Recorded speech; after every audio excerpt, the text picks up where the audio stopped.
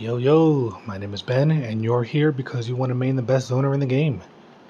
So I'll get right into it. I'm not going to go in depth over his abilities because you're not retarded, you can read, but I will say I've subsumed over 3 for Shooting Gallery, because Shooting Gallery not only adds added crowd control, but Muzzle Flash adds even more crowd control. Blinded enemies are great. You'll be blinding enemies left and right every few seconds because of the weapons we're using. I'll go over that in a bit.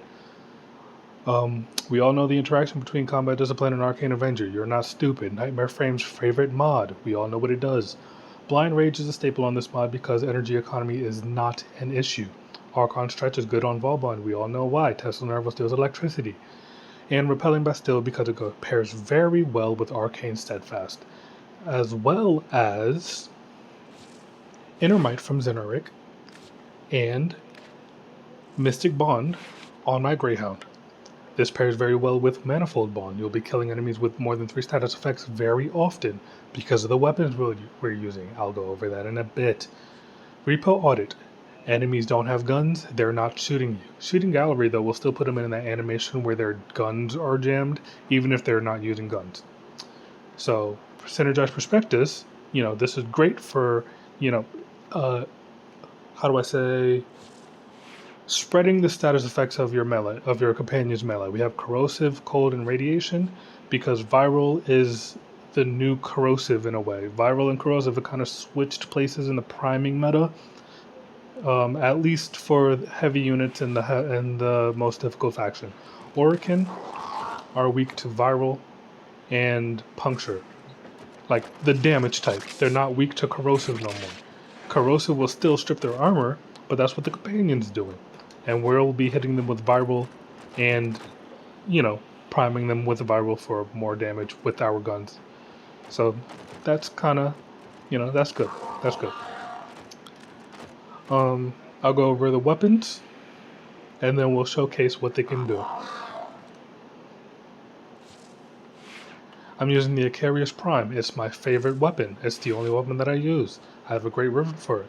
I rolled this 200 times. By golly. I got this roll at like 125 and kept on rolling it, hoping I could get something better, but I'm going to stop now because this is really good, and it's only going to get better when the rivet disposition goes up.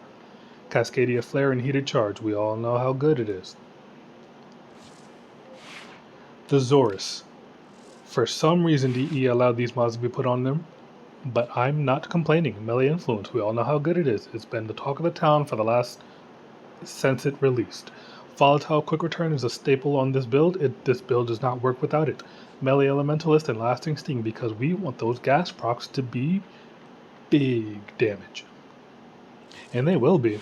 And I'll show you that right now. So, Vortex, yada yada. I don't know how that landed over there. Get to 10, and you'll never have to melee again. And now, Melee Influence. Boom. Look at that. I'm going to see if I can spawn some enemies before those gas procs go away, so you can see how much damage just the gas procs do.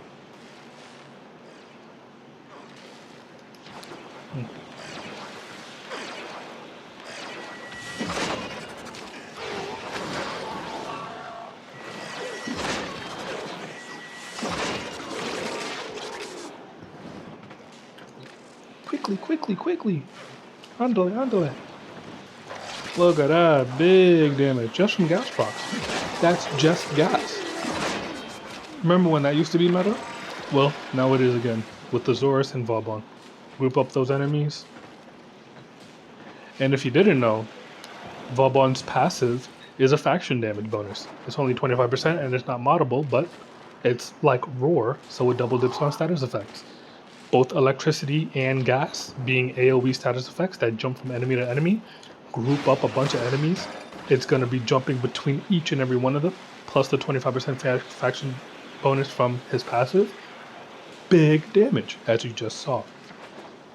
And then there's the Icarius. It's pretty good. Boom. There you go. Ow. Whatever.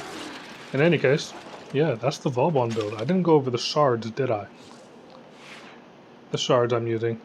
Jesus Christ, go on the thing. 2 for duration, 30% extra duration. So you only need 1 duration mine, you got decent duration. 2 for energy orb effectiveness, and I have this bootlegged equilibrium that I'm going to switch out for another one of these once I get another Tau forged. What you might not know though is that this energy orb effectiveness increases the amount of energy you get from energy pulse from Zenuric. 50% additional energy from energy pickups over 5 seconds. Increasing the amount of energy you get from those energy pickups, well, you know, excuse me, it's going to be like a freaking energized proc every single energy orb. You'll get like 140 energy per orb.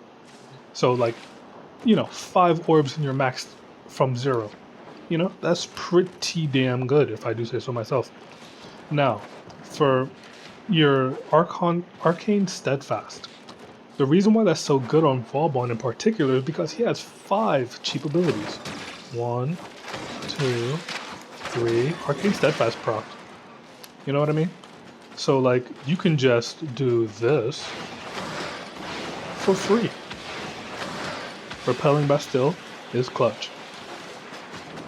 I will say though, you're going to want to be careful with the placement of these because they last for as long as you make them last. So if you have big range like I do, my range is this. That's pretty good. That's pretty big range. But enemies will get stuck on walls and shit. I know people are complaining that vauban's vortex doesn't have line of sight. I'm not complaining. I main the guy. I want him to be powerful.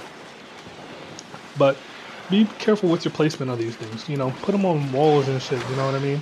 Like, you know what I'm saying? Just, be mindful that your teammates are gonna want to kill enemies too. So don't like hog all the fucking, don't hog all the shit and like, don't put it in like the middle of the room. I do whatchamacallit, relics a lot, and often I get that ability range and strength buff, and it makes my vortexes and bastilles kind of cover the entire map. So I try not to cast abilities when that is up. Also, on the note of being careful with your placement, also be mindful of what faction you're fighting. If you're fighting somewhere where nullifiers have a chance to spawn, then you're probably not going to want to put more than 3 of these things into a single vortex, because like say you have like a 3-minute vortex and then a nullifier comes out of nowhere, you're going to be tight, right? So yeah, use your 1 and your 2 to cast abilities until you get Arcane Steadfast proc. Mystic Bond is going to be proccing on your companion very often because of Manifold Bond. You're killing enemies often, right? So it's going to be spamming those abilities often, priming the enemies with its status effects, and giving you those free casts whenever Mystic Bond procs. Inner Might will be off cooldown every minute. Look, there it is. You can use that on Shooting Gallery because it lasts like 55 seconds, so it's basically a free cast every time it's downed. And yeah, you know what I mean? Like, that's how I play the vauban, man. I've been maining this guy for years. I started playing around the time Gauss was on the loading screen when you load into the game. So that's like 2018, 2019. And I've been maining this guy since like a year after that. So it's been like about, Jesus Christ, like 4 or 5 years that I've been playing this guy. I'm not an expert on many things, but I do believe I am an expert on all things vauban. I have his mural on my wall. Like, I'm dedicated to this guy. I have 13 Forma. All of my shards are in this guy. None of my other frames have any shards. And I have 5 vaubans. Like, because of cross save. Cross, what was it called? Cross merge, So, yeah. Yeah, that's the build.